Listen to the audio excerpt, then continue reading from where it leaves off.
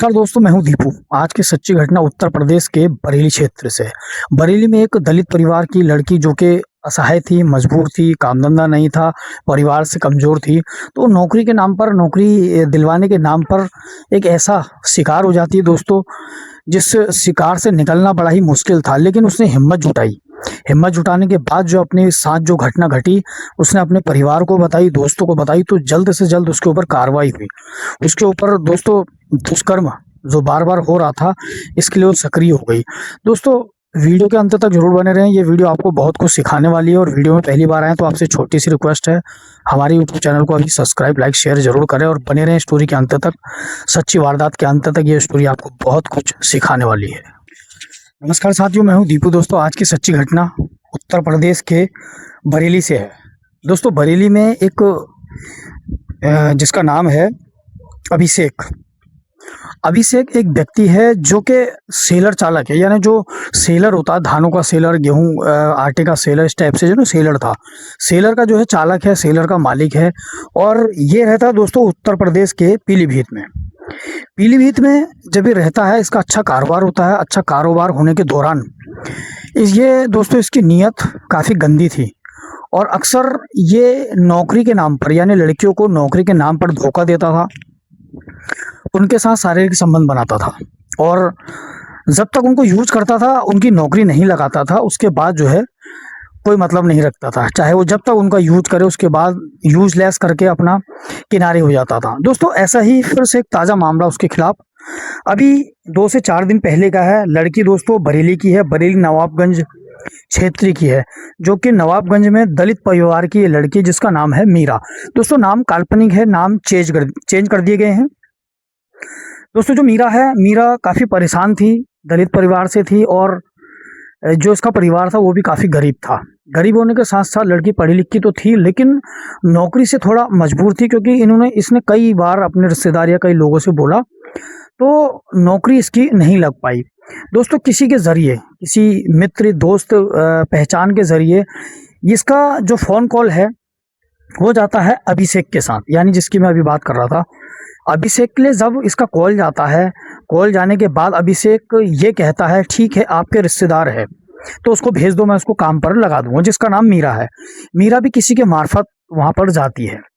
अब दोस्तों, होता क्या है, जब ये जो अभिषेक है इसके सेलर पे, यानी जब मिलने के लिए जाती है, तो वो ये कहता है मैं तुम्हारी नौकरी लगा दूंगा। अब दोस्तों, पहली बार तो वो कुछ नहीं करता, उसको खिलाता पिलाता, उसको अपने झूठे जाल में फंसाता है, मतलब आश्वासन देता है कि मैं तुम्हारी नौकरी लगा दूंगा। लेकिन दोस्तों, फिर उसके बाद लड़की घर आ जाती है और फिर से दूसरे दिन, तीसरे दिन, जैसे वो बोलता है कि 2 से 3 दिन बाद तुम आ जाना, फिर तुम्हारी जो है नौकरी की बात हो जाएगी। अब दोस्तों, 2 से 3 दिन के बाद लड़की फिर, यानी बरेली के नवाबगंज से पीलीभीत जाती है, काम के सिलसिले में, बातचीत के सिलसिले में। लेकिन दोस्तों, इस बार जो था, जो अभिषेक है, ये जो है इसकी नीयत पहले से गंदी रहती है और ये इस पर डोरे डालने का पूरा प्लान बना लेता है। इसको बुलाता है अपने उस सेलर में, बुलाता है सेलर में, उसके साथ जो मीरा है उसके साथ गलत काम करता है। दोस्तों, जब गलत काम कर लेता है, करने के बाद उसको घर नहीं जाने देता है, उसको वहीं रोकता है और फिर से उसके साथ बराबर संबंध बनाता है। गलत काम की जो इसका चाल चलन ठीक नहीं था अभिषेक का, और उसके साथ बार बार गलत काम करता है। दोस्तों, लड़की पहले से ही मजबूर थी, कमजोर थी, परिवार से भी कमजोर थी, अब उसकी मदद करने वाला कोई नहीं था। फिर से दोस्तों लड़की अपने घर आ जाती। घर आने के बाद फिर से फ़ोन करता है कि आओ, मैंने तुम्हारी काम की बात कर रखी है। फिर से उसके साथ जाता है, फिर वही काम करता है, घिनौने कृत्य करता है, घिनौने कृत्य को अंजाम देता है। अब दोस्तों, लड़की जो है कई बार चक्कर मारती है, लेकिन परेशान हो जाती है। अब दोस्तों, होता क्या है, धीरे धीरे ये जो महीने 2 महीने तक ये जब चलता रहा, तो उसने जो है, जब वो परेशान होने लगी और बार बार वो जो है इस तरीके का बर्ताव करने लगा, उसके साथ गलत काम करने लगा, तो लड़की मजबूरन अपने रिश्तेदार में ये बात बताती है, अपने परिवार में अपने भाई को ये बात बताती है। और जो परिवार में जो उसका भाई है जिसका नाम रोहतक है, रोहतक जो है अपनी बहन की जो दर्दनाक कहानी सुनता है, उसकी मजबूरी की जो कहानी सुनता है, तो वो सीधे उससे कहता है हमें कोतवाली जाना चाहिए और उसके खिलाफ रिपोर्ट होगी, मेडिकल होगा, तो वो अपना आप दबे पाँव अपनी माफ़ी मांगेगा और अपनी गलती को स्वीकारेगा। अब दोस्तों, जो रोहतक था वो पुलिस प्रशासन के पास जाता है पुलिस प्रशासन लड़की का मामला होकर बिल्कुल सक्रिय होते हुए उसको सूचना देती है, उसके खिलाफ एफआईआर दर्ज होती है। एफआईआर दर्ज होने के बाद उसको तुरंत पीलीभीत में जो केस दर्ज होता है जहाँ पर, वहाँ उसको बुलाया जाता है। अब दोस्तों जब वो वहाँ पर आ जाता है, आने के दौरान वो झूठ बोलता है कि मैंने सब नहीं किया। लेकिन दोस्तों जब ये लड़की पूरी रिपोर्ट अपनी बताती है, उस जगह का जो फ़ोन कॉलिंग के माध्यम से बताया जाता है, फिर वीडियो कॉलिंग निकाली जाती है, सीसीटीवी कैमरे खंगाले जाते हैं, तो उस जो उसके एफआईआर थी दर्ज होने के बाद जो मामला था थाने में कोतवाल जी का, उसके पास इसकी रिपोर्ट पहले भी थी लेकिन दबा दी गई थी।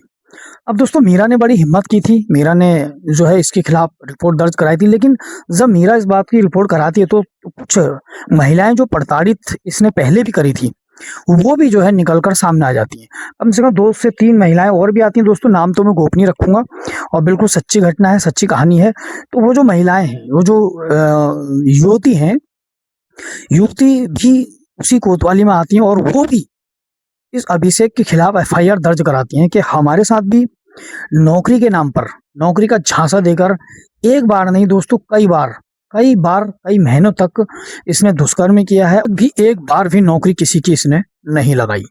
अब दोस्तों पुलिस प्रशासन काफ़ी एक्शन में आती है क्योंकि दबाव पड़ने लगता है और मामला पूरे बरेली क्षेत्र में फैल जाता है और कई लोग, जब महिलाएं जो निकल के सामने आती हैं तो बड़ा आश्चर्यजनक होता है कि ये जो व्यक्ति है ये तो ऐसा नहीं था। क्योंकि दोस्तों जब मामला खुलता है तो तभी पता चलता है कि किस व्यक्ति का व्यवहार कैसा है। सेलर चालक के खिलाफ कार्रवाई होती है दोस्तों, जब उस पर मामले में 4-5 दर्ज हो जाते हैं तो उसके खिलाफ जो है कड़ी से कड़ी कार्रवाई होती है और महिलाओं पे जो दुष्कर्म के आरोप थे वो लगातार 2-4 महिलाओं से मिलकर लग जाते हैं।